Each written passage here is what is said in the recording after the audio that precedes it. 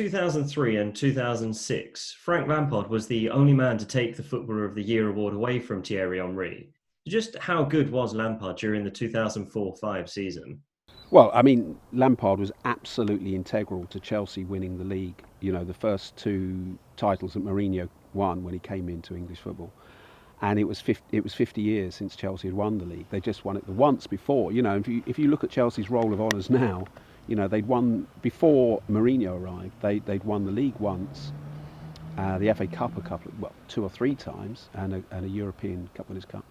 But I mean, to be a title challenger and a serial trophy collection that they have now, obviously Mourinho kick-started it all and built that team.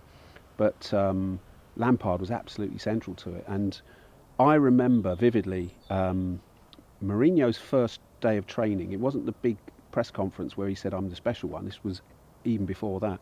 He just had a very small press conference in a porter cabin at the old Chelsea training ground, which was a school or college training ground which doubled up for Chelsea. That's how down at heel they were in that early period.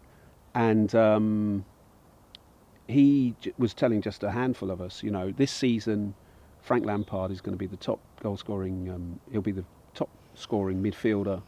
We will win the league by April the 12th or whatever. I think he was 2 days out. He made all these predictions, which pretty well came true. But he also, importantly, and Frank said this over the years, he told Lampard this. He said, "I can turn." In fact, I think it's a famous story that he told him in the showers. Lampard was standing there naked, and Jose had this sort of chat with him where he said, "You can be the best midfielder in the world. You can be the top goal-scoring midfielder in this country and one of the best in the world. You just need to believe in yourself." And he obviously worked on those runs from deep, and he had that knack of arriving at the right time. And I think it was Lampard who scored the goals at Bolton that got Chelsea over the line that season. Tremendous player. I mean, and he would, when he was at West Ham, the fans used to get on his back. You could see the potential and the promise there, and sometimes he would have great games. But fans would get on his back because they thought he was only in because of nepotism, really. They thought it was his dad being on the coaching staff and his uncle Harry being manager. That was the only reason he had his place. But I think when he went to Chelsea, he became a world-class player very quickly.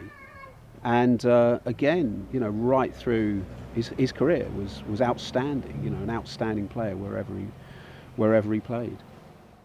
In 2005, when he won the award, he gave a very emotional and eloquent speech.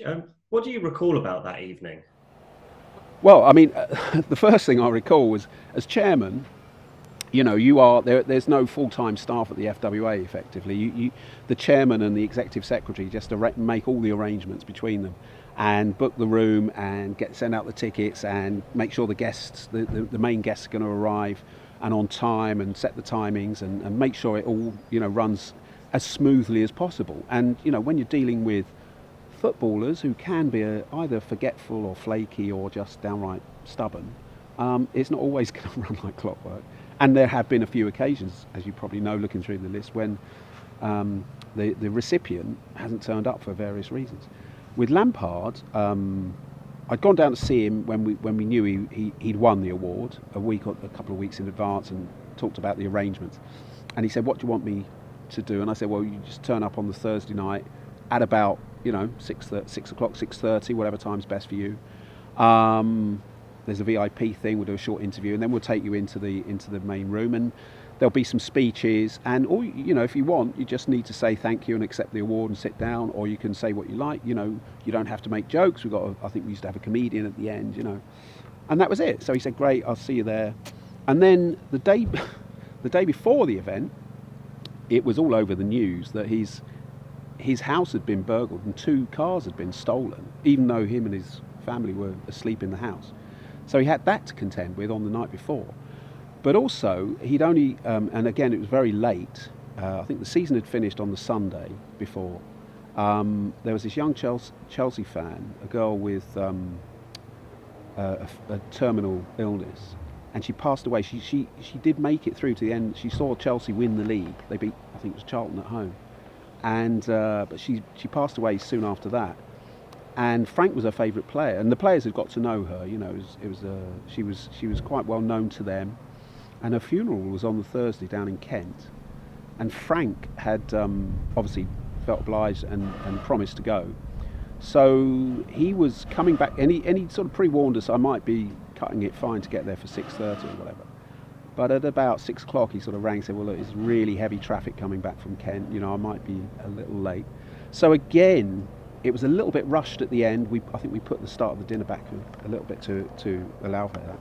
And when he got there, you know, he was pretty calm, no notes. I said, look, Frank, if you just want to say a few words, say a thank you and sit down, that's fine. You know, everyone will understand. And instead, when he got up, he very humbly spoke about this reason he'd been late and this little girl. You know, people in tears really listening to his story. But he also thanked, you know, his family and people who'd believed in him. On one table, just in front of the main table, there were sort of 3 or 4 lads in their mid-20s who clearly didn't really know anyone else in the room, and they were just Frank's mates from his school days that he just wanted them to be there with him. You know, that's the sort of guy he was, and he brought them along. So it was a very emotional speech, and it sort of restored your faith in footballers as good guys. And I was writing for the Observer at the time, and that weekend we reprinted the whole speech verbatim, because it was such a sort of heartwarming and gracious acceptance speech, so quite different to what you were expecting from the average footballer. Of course, Frank went to public school, so he was a slightly different character anyway. But it just showed you what sort of person it was. And again, we